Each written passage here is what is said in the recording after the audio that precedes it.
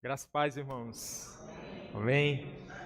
Quero agradecer pelas mensagens de carinho, as mensagens de felicitação, pelo nosso aniversário. Muito obrigado, viu, meus irmãos? Vocês são preciosos para nós.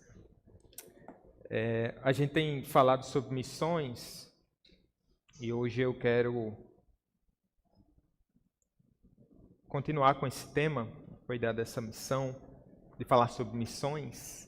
Um assunto muito caro e muito precioso para nós, porque ele é caro para Deus, é importante para Deus, como missionário por excelência. Então, para nós não deve ser um assunto de menor importância.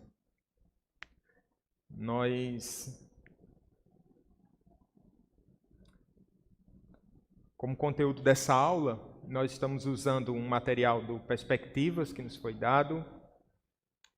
E tem alguns outros aqui que eu deixo até como sugestão. Esse material aqui é excelente, é o volume 1, esse texto do Ronaldo Lidório, Sal da Terra e Luz do Mundo. É muito bom, né?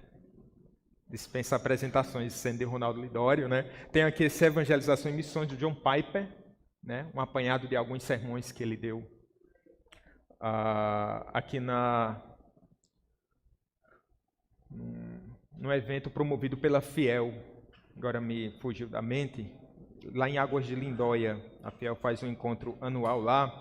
O John Piper teve em uma dessas ocasiões e esse material foi organizado pela Fiel durante um desses encontros. Me passou da mente agora, mas enfim, sim, Conferência Fiel para Pastores e Líderes, tá bom? Evangelização e Missões. E tem esse aqui. Eu não usei ipsis literis, mas estava no meu subconsciente por causa do seminário. Não sei se Tiel conhece esse material. A Igreja Missional na Bíblia, Michael Goen, né? Não sei como é que pronuncia bem. É uma teologia bíblica de missões, tá bom?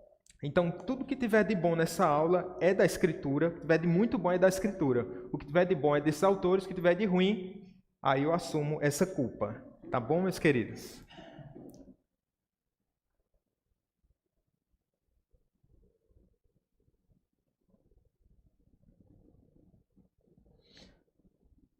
Eu quero falar sobre a glória de Deus como o objetivo principal da missão.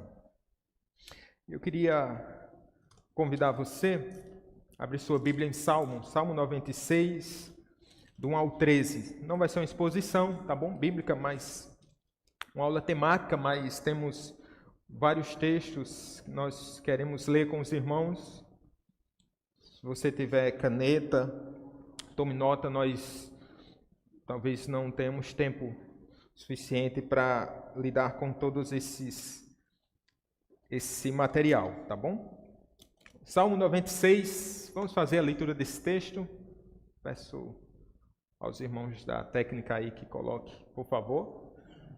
Vamos ler juntos todo o texto, vamos lá? Cantai ao Senhor um cântico novo, cantai ao Senhor todas as terras. Cantai ao Senhor, bendizei o seu nome, proclamai a sua salvação dia após dia, anunciai entre as nações a sua glória, entre todos os povos as suas maravilhas. Porque grande é o Senhor e muito digno de ser louvado, temível mais do que todos os deuses. Porque todos os deuses dos povos não passam de ídolos. O Senhor, porém, fez os céus.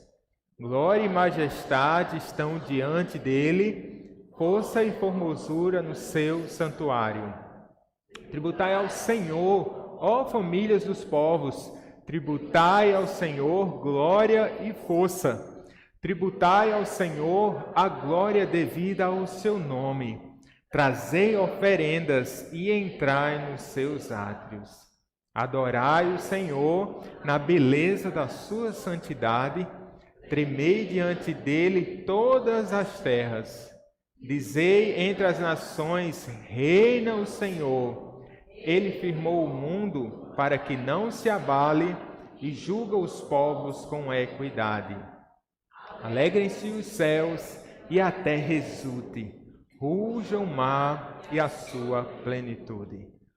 folgue o campo e tudo que nele há, regozijem-se todas as árvores do bosque, na presença do Senhor, porque vem julgar a terra, julgará o mundo com justiça e os povos consoante a sua fidelidade. Vamos orar, meus queridos, por meio dos méritos da obra de Cristo Jesus.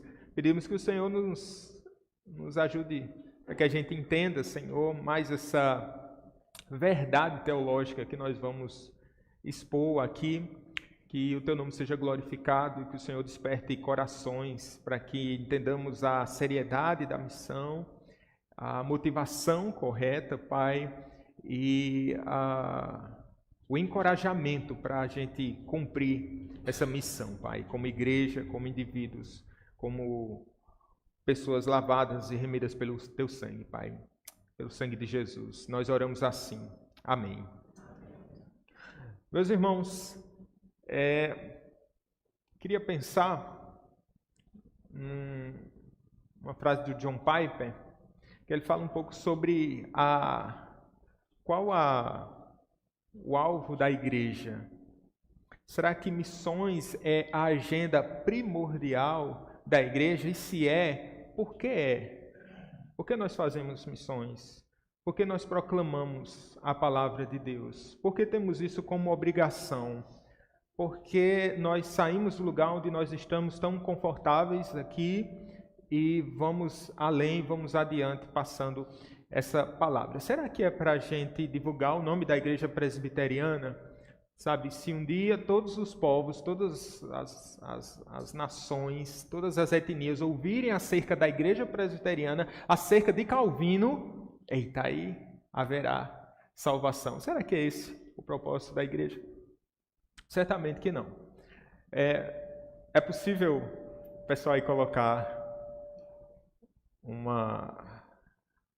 Deu ruim, né? Tá certo. Mas a frase do Piper diz assim: missões não são o alvo final da igreja. A adoração é. Missões existem porque a adoração não existe.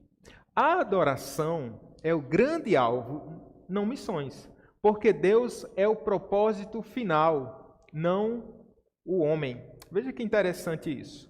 Missões não são o alvo final da igreja, a adoração é. Você já parou para pensar que a agenda de missões, um dia ela vai chegar ao fim? Na igreja militante que recebeu essa atribuição, um dia nós não precisaremos mais enviar missionários, nos envolvermos com missões, a gente não vai precisar mais financiar, não que seja um peso, tá bom? Que vocês entendam bem. Fazer missões. Um dia essa agenda vai acabar.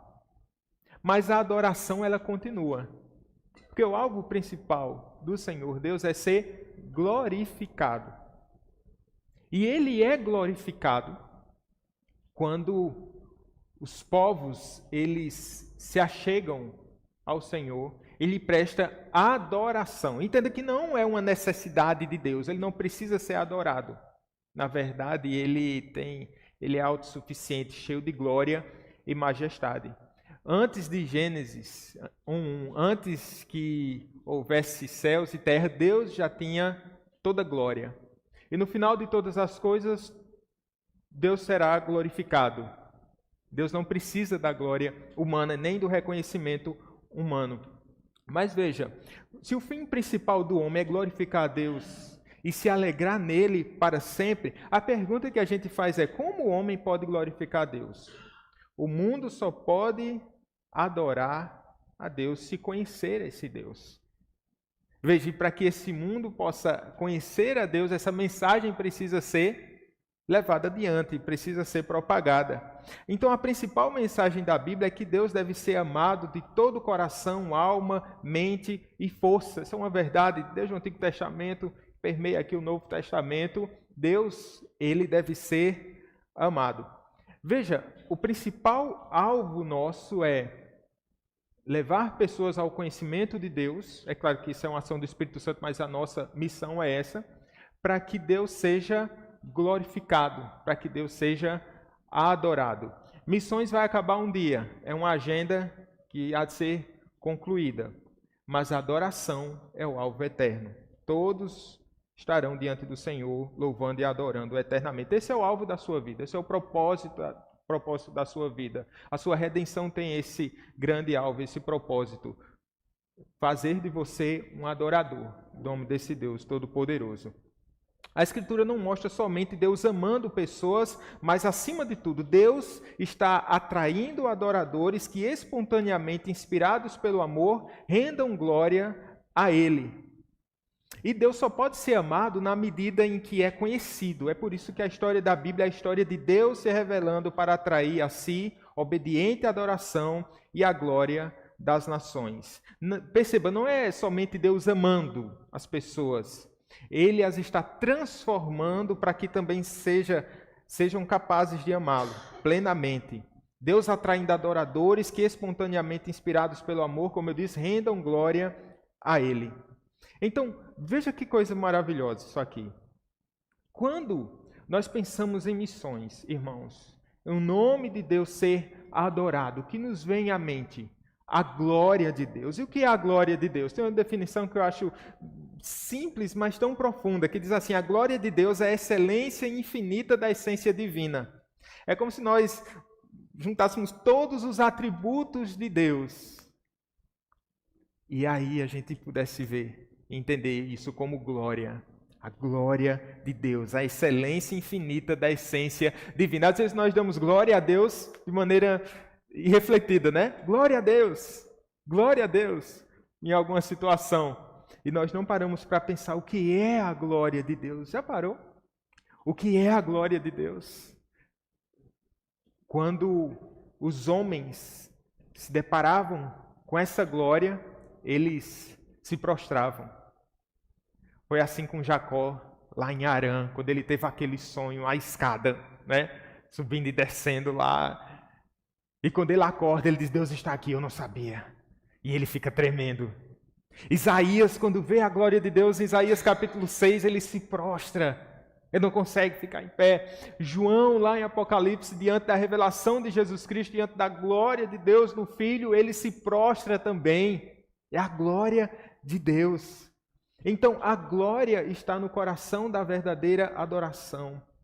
Isso a gente percebe ao longo da Escritura. Glória e adoração estão intimamente ligados. Porque Deus só pode ser adorado quando sua glória é reconhecida. Deus só pode ser adorado quando sua glória é reconhecida. É diante desse conhecimento da glória de Deus que as pessoas elas se prostram perante esse Senhor Todo-Poderoso. Então, a gente lembra que Deus ele é o autor das missões. E veja, perceba que missões é uma missão em glória para Deus. Não é verdade?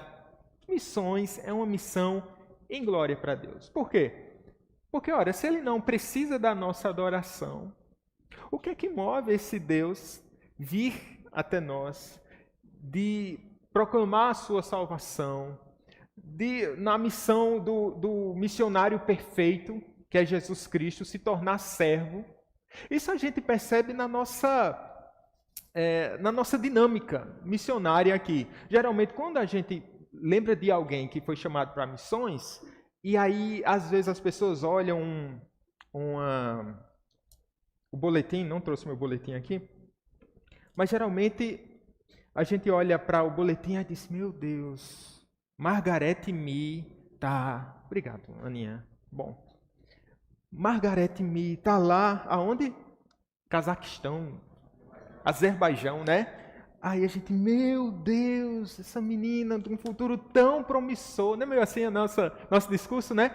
Ela deixou tudo e foi lá não sei para onde falar de Jesus. Será que vale a pena ter a missionária do Carmo aqui no nosso boletim de hoje? E às vezes a gente olha e diz assim: meu Deus, que missão em glória!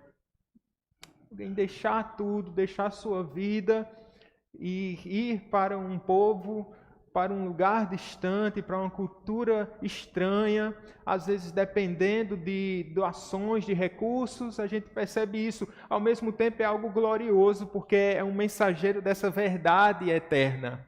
Mas às vezes nós olhamos somente por esse lado, né? Que coisa em glória.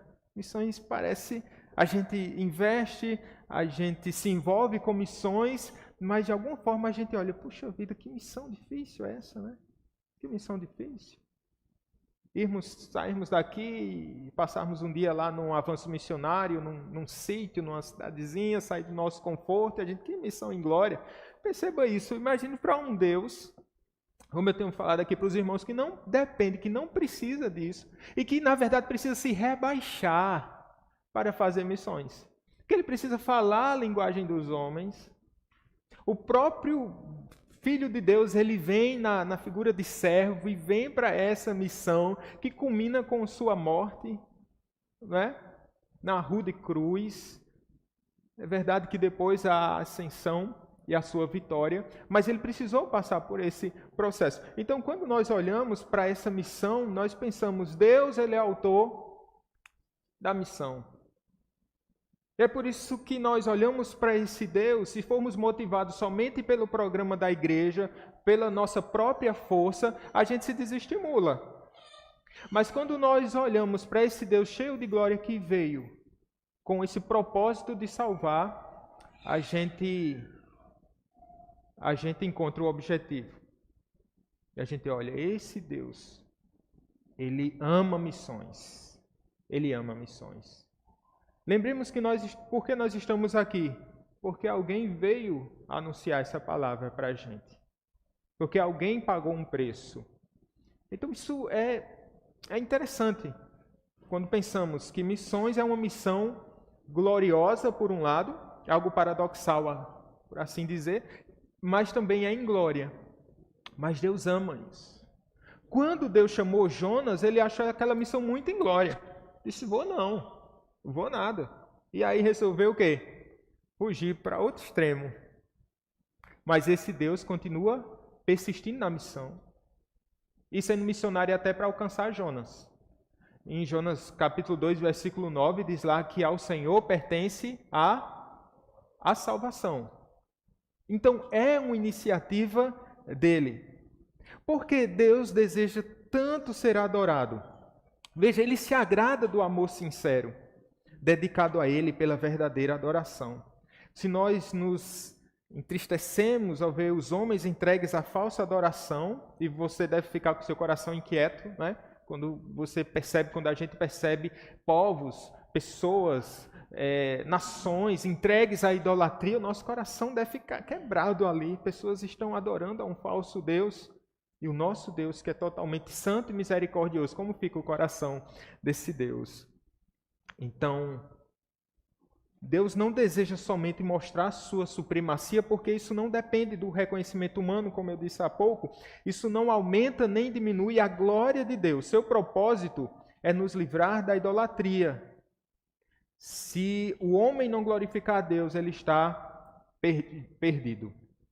Então, quando Deus chama pessoas, alcança povos para adorá-lo, ele está livrando esse povo de um fim de perdição. Quando Deus lhe chamou dos ídolos, ele estava lhe tirando de um destino horrendo de perdição, ele trazendo a verdadeira adoração.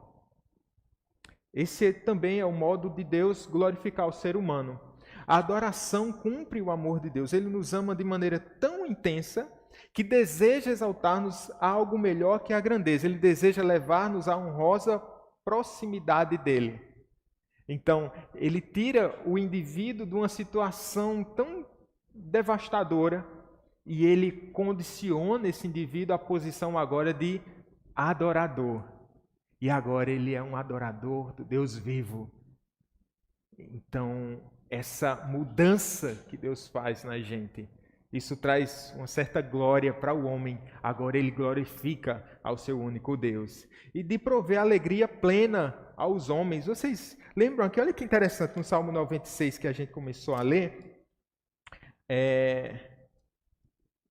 No verso 11 diz assim, que é até um tema, eu ia dizer que era um tema de John Piper, mas Alegrem-se os povos, é um livro dele. Mas diz assim o verso 11, alegrem-se os céus e a terra exulte, ruja o mar e a sua plenitude, fogo e o campo e tudo que nele há, regozijem-se todas as árvores do bosque na presença do Senhor.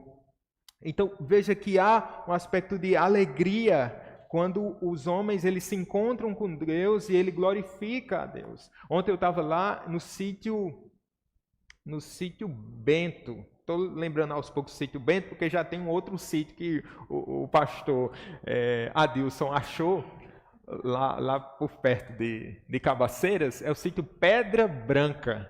Pedra Branca. E aí eu estava testemunhando lá no culto, alguns irmãos também estavam compartilhando da alegria daquele povo depois de terem contato com o Evangelho, depois de serem evangelizados. Então isso foi muito marcante. Eles estavam falando, aquele povo era um povo triste, um povo abatido, mas agora a gente já percebe esse povo sorrindo. Mas é a alegria que acompanha essa mensagem da salvação. Pessoas que elas estavam aprisionadas e agora estão com Cristo Jesus. Então essa é a mesma alegria que temos. Essa é a mesma exultação que nós temos. E Deus deseja que os povos se alegrem. E essa alegria a gente só encontra nele. A razão pela qual Deus busca nosso louvor não é por ser incompleto até que o receba. Ele busca nosso louvor porque nós seremos felizes quando o dermos. São palavras do John Piper. Então, estou falando aqui, irmãos, só existe missão porque falta adoração. Só existe missão porque falta adoração. E se falta adoração, essa deve ser a nossa motivação para missões. Deus precisa ser conhecido na pessoa do seu Filho e Deus precisa ser glorificado. Sendo assim, a nossa missão, enquanto aqui na terra, não terá fim. Olha só, haja luz. Haja luz. Obrigado, irmãos. Foi a primeira lá, né? Vamos voltar à aula de novo, 1 hora a gente acaba. Não, mas deixa eu repetir aqui para valorizar o trabalho. Os irmãos, missões não são algo final da igreja, a adoração missões existem porque a adoração não existe. A adoração é o grande alvo, não missões, porque Deus é o propósito final, não o homem. Deus é o maior missionário, tenho dito para vocês, e quando a gente olha para a Escritura, a gente percebe esse movimento de Deus. Acho que em uma aula dessas que eu dei para vocês, eu estava falando sobre esse movimento de Deus, da Missio Dei, né? Então, Deus, ao longo da Escritura, ele chama indivíduos para que esses indivíduos eles possam glorificá-lo e eles possam expandir essa mensagem. Foi assim com Abraão. Abraão tirado de uma terra idólatra, Abraão que, por onde ele passava, lá em Gênesis 12, ele para em um determinado lugar e ele levanta um altar ao Deus vivo e ali era um testemunho para os outros povos. Então Deus chama Abraão, ele é abençoado a fim de ser bênção para as nações. Lá em Gênesis 12, versículos 1 a 3, a gente vai ver essa verdade. Você pode anotar, a gente não vai passar em todos os textos, como eu disse antes. Por meio de eventos, Deus também deseja, expande a sua glória, como por exemplo no Êxodo, quando Deus ele tira Israel do jugo egípcio de Faraó, e lá em Êxodo 12:12 diz assim: juízo sobre todos os deuses do Egito, e ali a supremacia de Deus é elevada. Deus não queria exterminar os egípcios, irmãos, porque se assim fosse, ele teria feito rapidamente, sumariamente. Porque em Êxodo 9, 15 e 16, quiser botar esse texto, Timóteo, por favor? Veja só. Pois já eu poderia ter estendido a mão para te ferir, Moisés falando a Faraó como boca de Deus, a ti e o teu povo com pestilência e teria sido cortado da terra. Mas, deveras, para isso te hei mantido, a fim de mostrar-te o meu poder e para que seja o meu nome anunciado em toda a terra. Veja essa expressão aqui, a fim de que o meu nome seja anunciado em toda a terra. Perceba o grande poderio egípcio naquela época, que tinha lá o seu poderio bélico, o seu poderio econômico e também os seus deuses. Inclusive, cada uma daquelas pragas é atribuída, é como se fosse uma resposta a um falso Deus. que eles não poderiam fazer o que o Deus de Israel fez. Então, Deus tinha um propósito, anunciar o seu nome ser glorificado em toda a terra. Tanto é que em Êxodo 15, lembra daquela canção? Êxodo 15, está vendo aquela canção, o povo de Deus passa pelo Mar Vermelho, e no verso 11 de Êxodo 15, olha o que vai dizer aí, como um cântico, né? Ó Senhor, quem é como tu entre os deuses? Perceba, esse Deus é maior do que todos os deuses. E diz assim, quem é como tu, glorificado em santidade? Perceba, a gente está falando da glória de Deus. Deus deseja ser glorificado. É terrível em feitos gloriosos que operas maravilhas. Agora veja o verso 14, o que é que diz? Vamos ler juntos? Eles estremeceram, agonias apoderaram-se dos habitantes da Filístia. O 15 também. Ora, os príncipes de Edom se perturbam, dos poderosos de Moabe se apodera temor, esmorecem todos os habitantes de Canaã. Veja que ele está colocando outros povos aqui, nesse cântico. Os povos, e no verso 14 começa dizendo assim, os povos ouviram. Os povos, de alguma forma, estavam compreendendo ali que era a ação de um Deus todo-poderoso que subjugava os outros deuses. Então, há uma supremacia dessa glória divina nesse feito do Êxodo. E aí, essa mensagem, ela se expande e o nome de Deus se torna, por assim dizer, famoso entre as nações e despertando a fé outros povos. É claro que isso, meus irmãos, quando a gente pensa num contexto de Antigo Testamento, a gente percebe que isso é algo meio incipiente e algum movimento de Deus aqui e acolá, mas desde já nós percebemos que esse Deus não é um Deus tribal, como naquela época se cria. Ele não é um Deus territorial, ele não é somente o Deus de um povo ali, o povo de Israel, mas ele é o único Deus e ele deve ser glorificado. Veja, então, diante dos olhos do mundo, Deus trouxe um povo para junto de si, a fim de estabelecer um modo de adoração do qual todas as outras nações pudessem participar. Ou seja, Deus já está em missão. A agenda de Deus já está progredindo aí. Deus está levando o seu nome e a sua glória adiante para o bem dos povos, usando o termo de John Piper aqui, para a alegria dos povos. Quando a gente entra nos Salmos, pronto, a gente percebe essa doxologia de missões, esse Deus expandindo a sua glória, isso sendo cantado pelo povo de Israel, mas não era um inário como nós temos aqui. O inário, a harpa cristã, que é usada para... Os assembleanos usam a harpa cristã, né? Ou então o novo cântico, que é usado aqui entre os presbiterianos. Mas não, esse é um volume de cântico universal. Olha o que diz o Salmo 66. Vamos lá, Timóteo, agora eu vou precisar de tu. Mais uma vez. 66, do 1 ao 4. Olha o que diz aí. Vamos peregrinar, os cantos dos peregrinos nos Salmos aqui. Aclamai a Deus toda a terra.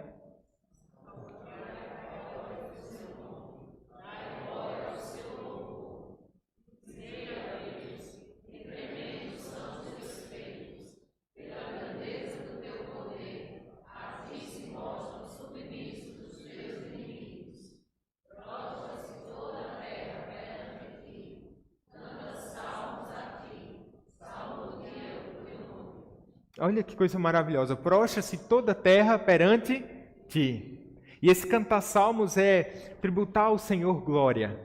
Agora olhe o Salmo 138, versos 4 e 5. Eu vou pedir só para uma irmã agora ler esse texto. Salmo 138, versos 4 e 5. Quem pode ler em alto e bom som aí?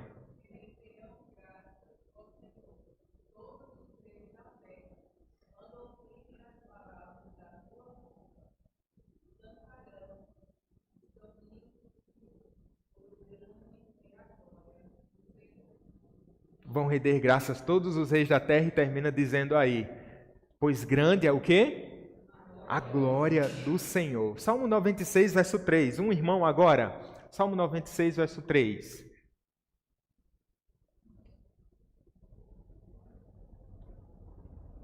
Cadê um varão de guerra aí?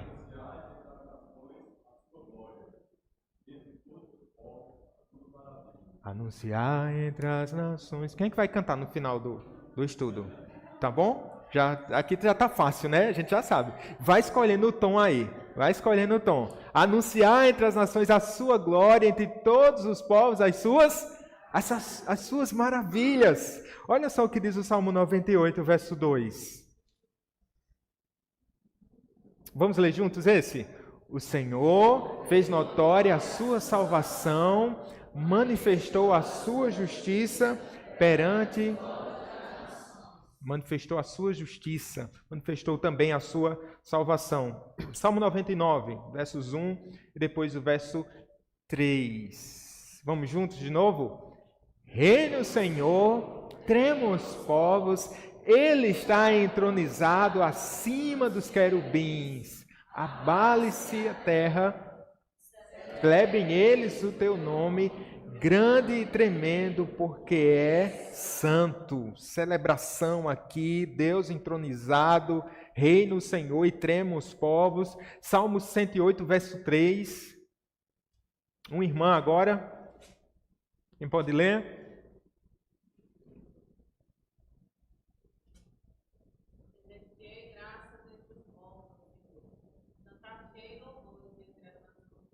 Salmo 117, verso 1. Louvai ao Senhor, vós todos os gentios, louvai-o todos os povos. Veja essa mensagem missionária, essa doxologia de missões aqui no livro de Salmos. O nome de Deus está sendo exaltado e glorificado, e esse nome deve ser declarado, proclamado entre as nações.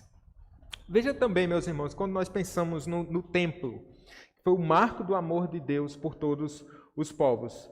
Israel, quando a gente pensa no templo, Israel entendia que o templo era a garantia de que Deus estaria com eles. Estava tabernaculando, habitando entre o povo. Então esse templo possuía uma conotação nacionalista para o povo, e aquele que inaugurou o templo, quem foi? Salomão. Ele sabia disso. De acordo com a dedicação do rei, a casa de Deus devia ser o lugar em que o Senhor veria, ouviria e responderia ao seu povo. A casa, porém, não era exclusiva do povo de Israel. Veja o que é que ele fala na dedicação do templo. 1 Reis, capítulo 8, versículos do 41 ao 43. Por isso que eu disse que hoje a gente ia ter uma quantidade maior de textos.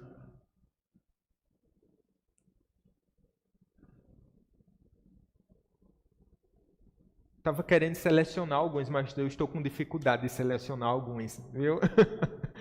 De tanta glória que há nessas porções. 41, Timóteo, por favor. Também ao estrangeiro que não for do teu povo de Israel, porém vier de terras remotas por amor do teu nome, porque ouvirão do teu grande nome, da tua mão poderosa e do teu braço estendido, e orar voltado para esta casa.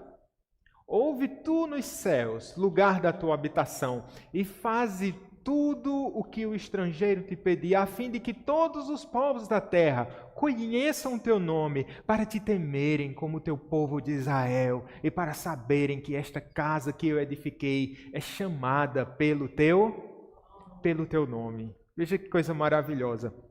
A despeito de ter parecido aqui um exame oftalmológico, né? A letra começou grande, aí foi diminuindo. Ainda bem que terminou nesse versículo. No próximo eu não conseguiria ler, irmão. Mas veja que, qual o intento de Salomão aqui? Os povos vão vir, eles vão te adorar. Senhor, que os povos conheçam o teu nome, que eles possam te temer como o teu povo de Israel, para saberem que esta casa que eu edifiquei é chamada pelo teu nome. Veja que há um intento também aqui, um propósito aqui nessa questão do templo. Salomão previu que todos os povos se uniriam a Israel no mesmo tipo de caminhada humilde, alegre e plena de adoração a Deus que Israel desfrutava, o temor do Senhor. É claro que você sabe que Salomão vai ter a rainha de Sabá, né, representando aqui outros povos, e eles querem entender dessa sabedoria, dessa glória de Deus. Salomão começa bem, né, lá em Provérbios, o temor do Senhor é o princípio da sabedoria, mas depois Salomão sucumbe. Logo, 3 capítulos depois, ele está entregue lá à idolatria.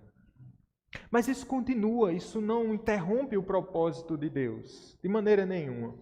Porque os profetas agora vão anunciar. Eu vou selecionar aqui, irmãos. Deixa eu ver.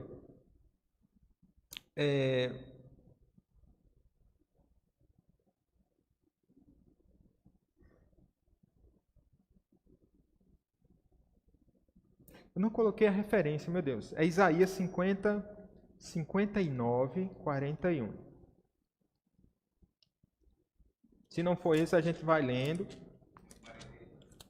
Oi? Tem não? Não, pera aí, gente. Vou achar.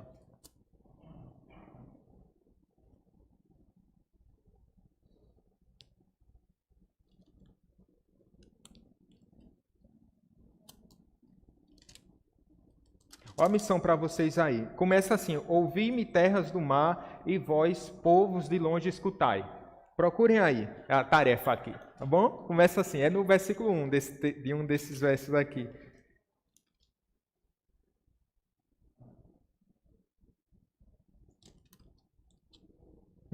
Certo, 49. Perderam um ponto, vocês iam ganhar um ponto, não acharam logo o que eu achei. Olha só o que diz assim. Então, verso 7. Ouvi-me terras do mar e vós, povos de longe, escutai. O Senhor me chamou desde o meu nascimento, desde o ventre de minha mãe, fez menção do meu nome. Aqui está fazendo referência aqui ao servo, e aqui a Jesus. Fez a minha boca como uma espada aguda, na sombra da sua mão me escondeu, fez-me como uma flecha polida e me guardou na sua aljava. E me disse, tu és o meu servo, és Israel por quem hei de ser glorificado.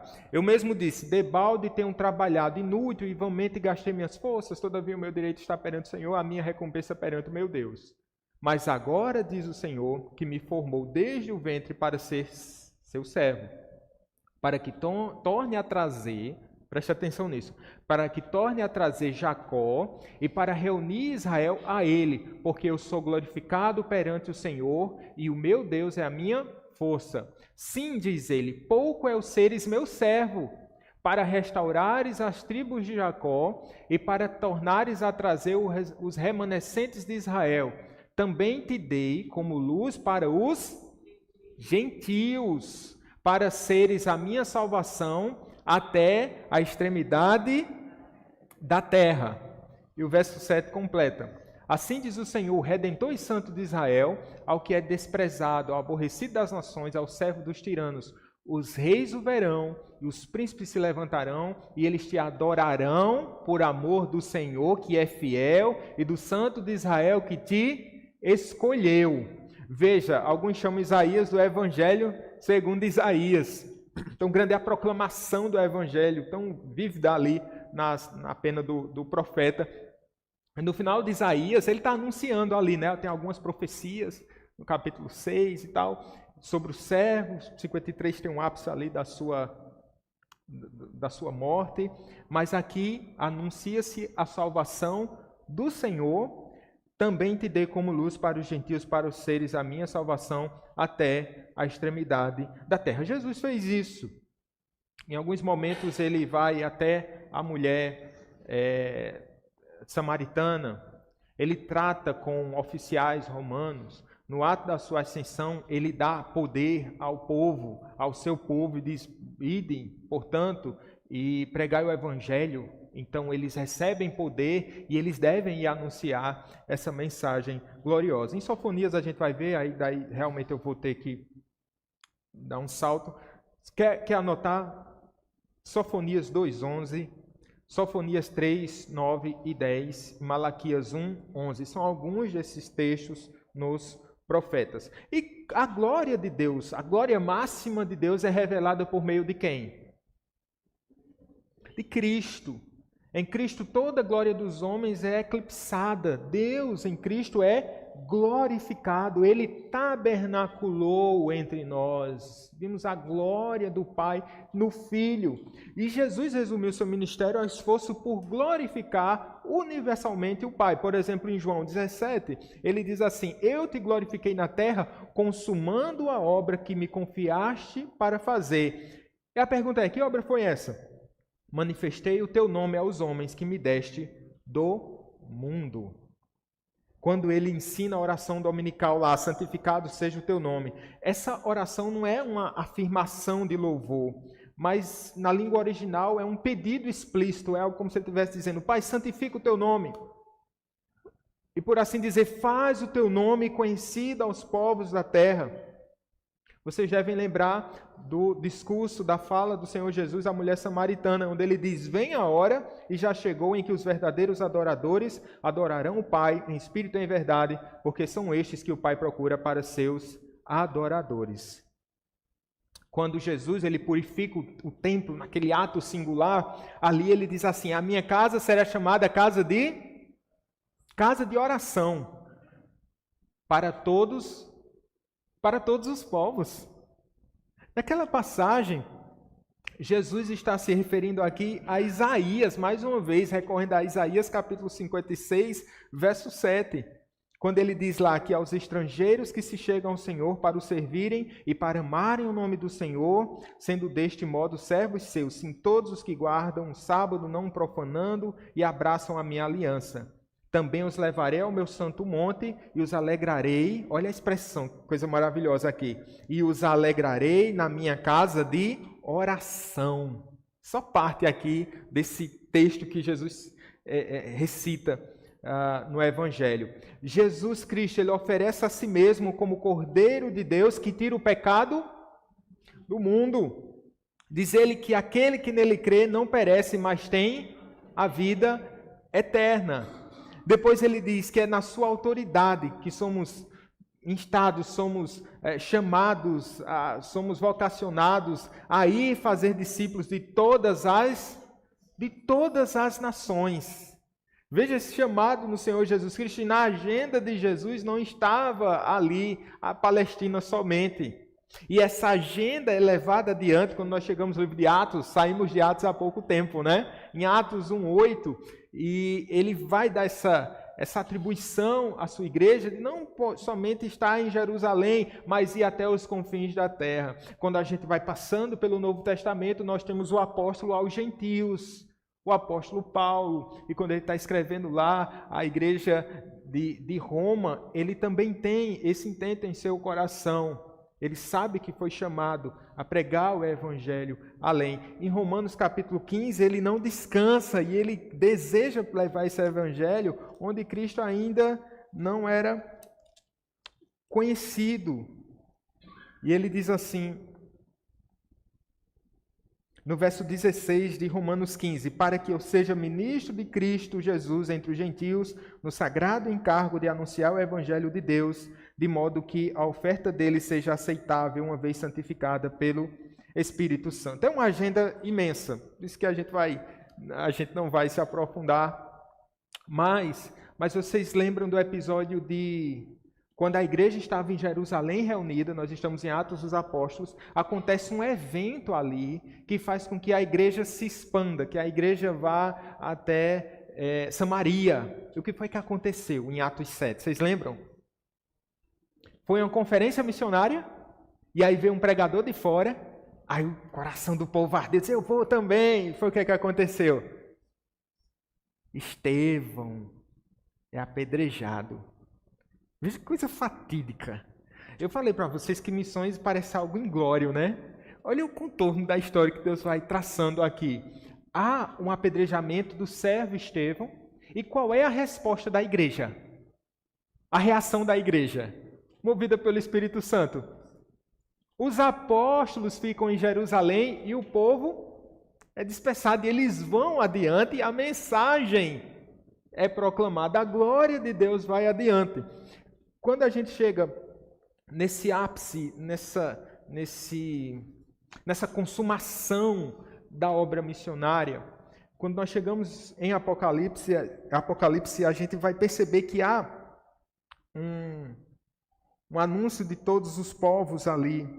Apocalipse 21, verso 3. Por favor, Timóteo. 21, 3. Vamos ler juntos? Então, vinda do povo do trono, dizendo: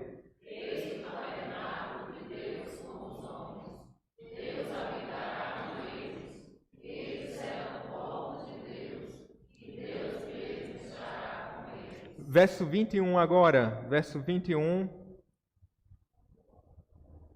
25 e 26, melhor dizendo.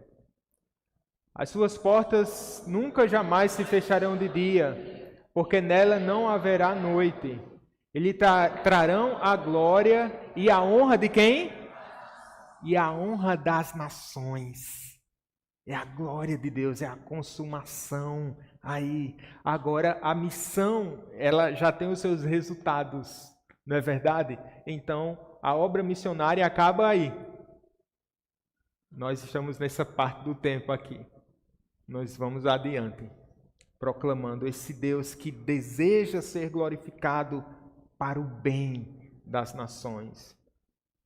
E essa mensagem precisa ir adiante. Deixa eu citar Piper de novo, ele diz assim: até esse tempo ele está juntando os seus eleitos de todos os povos da terra por meio do fiel labor missionário de sua igreja. Um dia ele será louvado por toda língua e tribo, todo povo e nação. É a sua meta. E ele nos chama a todos para ser pessoas que ou prosseguem em missão ou enviam missionários. Está restrito aqui, opção A ou B. Ou a gente prossegue em missão ou a gente envia missionário. Na verdade, as duas coisas estão acopladas aqui. Enquanto houver falta de adoração, meus irmãos, precisamos continuar em missão. Vou citar Piper de novo. Temos diante de nós três alternativas. Ou investimos em missões como enviadores.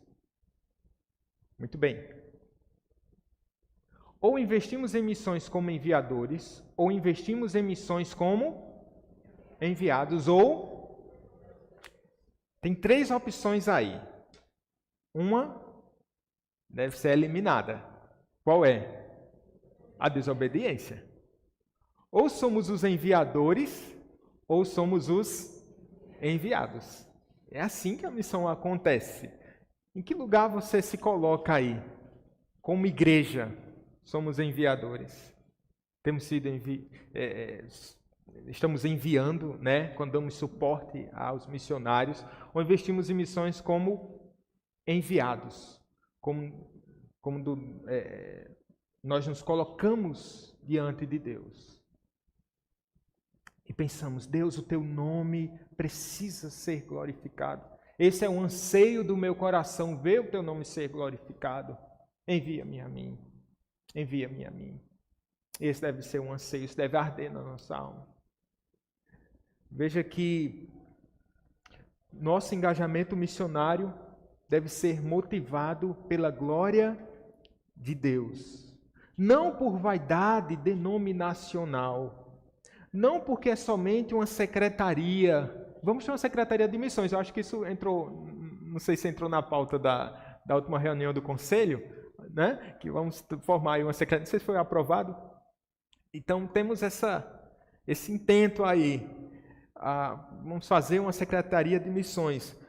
Mas, meus irmãos, nós não devemos nos engajar em missões não por um constrangimento sem amor. Às vezes nós olhamos o quadro missionário, percebemos que o nome de Deus precisa ser anunciado entre as nações, aí a gente se engaja nisso, meio que sem coração, de maneira impassível. Chega alguém, não, então eu vou separar aqui X para investir em missões.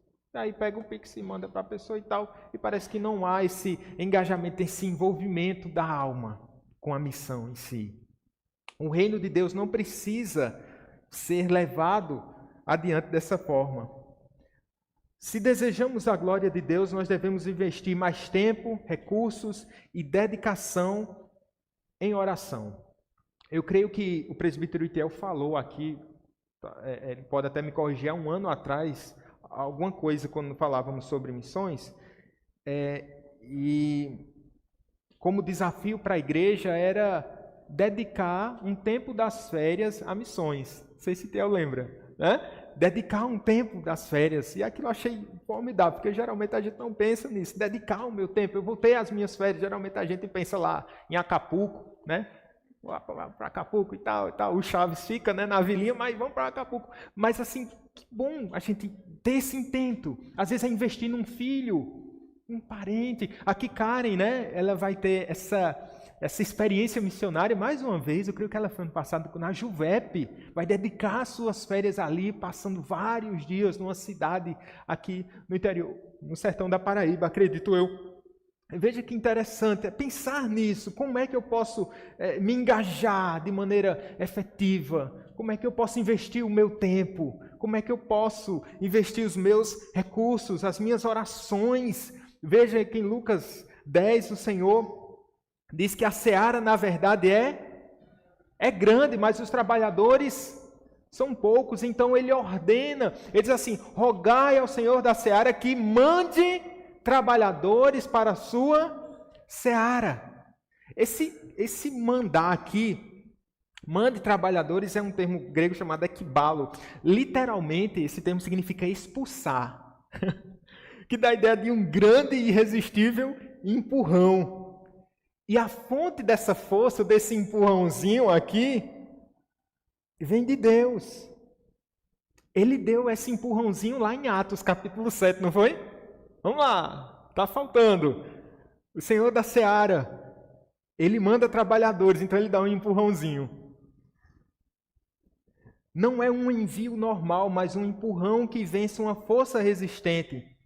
Precisamos quebrar, e aqui são palavras do Ronaldo Lidório, precisamos quebrar nossas resistências pessoais ao chamado do Senhor. Então, se é assim, meus irmãos, que Deus empurre nossa igreja, que Deus nos empurre, que nos motive, nós precisamos disso, né? Senhor, não sei quais são os seus projetos para 2025, você pode dizer, Senhor, dá um empurrãozinho aqui porque eu preciso ir além. E a gente fica plantado, porque é cômodo demais, porque às vezes nós não temos o coração de Deus, que ama profundamente e que demonstra esse amor. Qual é o empurrãozinho que você precisa, meu irmão? Essa ação do Espírito Santo. Às vezes está tudo num projeto, às vezes a gente pensa, às vezes nós temos uma mente inquieta e um corpo preguiçoso, né? A mente está lá, mas o corpo é preguiçoso demais. Oh, que Deus nos empurre. E se nós fomos empurrados nesse ano de 2024, a gente conseguiu dar alguns passos e conseguimos realizar missões, Senhor, continua a nos impulsionar. Porque se as tuas mãos não fizerem isso, nós vamos parar. Nós precisamos ir além. Nós podemos ir além para que o nome de Deus seja glorificado em nós. E veja como é interessante. Quando nós fazemos missões, Deus é mais glorificado em nós quando nós estamos mais satisfeitos nele. É o John Piper. Então, quando eu entendo que Deus deve ser glorificado e eu dou esse passo adiante, Deus é glorificado em mim e eu me alegro nele, como faz bem para a igreja. E aqui nós podemos dar graças a Deus por esse ano. Conseguimos fazer 4 avanços missionários. Os frutos, Deus sabe. Mas eu sei que cada pessoa que se engajou nessa igreja, cada pessoa que foi, cada pessoa que contribuiu, certamente, esse irmão foi abençoado. Você foi abençoado. Não pare. Não pare. Talvez você tenha sido um tanto quanto apático nessa agenda 2024. Eis as portas aqui 2025. Não pare, meu irmão. Vamos adiante. Financeiramente, o que é que nós podemos fazer? É hora da gente olhar as nossas prioridades. Vamos fazer o nosso planejamento orçamentário, né? A nossa igreja para 2025. Não podemos parar. Não podemos parar. Você está lá ajudando, você está contribuindo participando da missão, ajudando um missionário aqui. A igreja participa, né, como igreja, fazendo parte da missão dessa forma. Talvez você faça parte dessa missão de maneira individual. É um missionário, é uma agência missionária que você apoia, é uma iniciativa missionária. Meu irmão, não pare. Não pare. Talvez sua mão esteja coçando para você riscar ali, 2025 ele não vai entrar mais nesse orçamento, não dá mais. Meu irmão, não pare. Vá adiante, siga adiante pela fé, meu irmão, em nome de Jesus.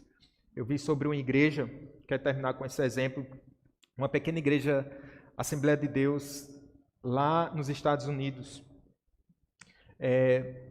em Missouri. Falei certo?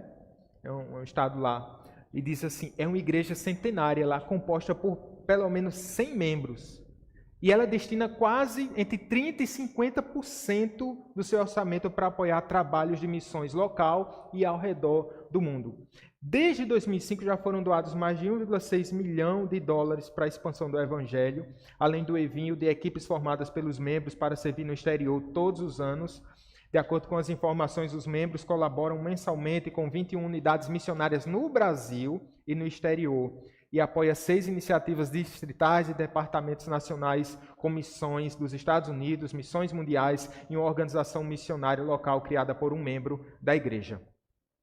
Isso é interessante, muitas igrejas têm essa iniciativa, a nossa pequena igreja também tem essa iniciativa. Eu lembrei da nossa igreja, nossa cifra ainda não é na casa dos milhões, é verdade, mas temos dado alguns passos. Mas o que me chamou a atenção foi o superintendente lá de missões, que ele disse o seguinte, Paul MacDonald, ele disse que a igreja é uma verdadeira exceção espiritual. Me chamou a atenção porque não deve ser uma exceção espiritual. Se nós estamos comprometidos com a glória de Deus e desejamos, assim como Deus deseja, o nosso desejo deve ser diferente do desejo de Deus, que seu nome seja glorificado, isso não deve ser exceção espiritual, mas deve ser uma agenda da igreja. Qual deve ser o nosso clamor, irmãos? Louvem-te os povos, ó Deus, louvem-te os povos todos. Vamos cantar? Alguém se dispõe a cantar? Amém. Timóteo está aí, ó. Vamos ficar em pé, queridos irmãos? Vamos cantar ao Senhor.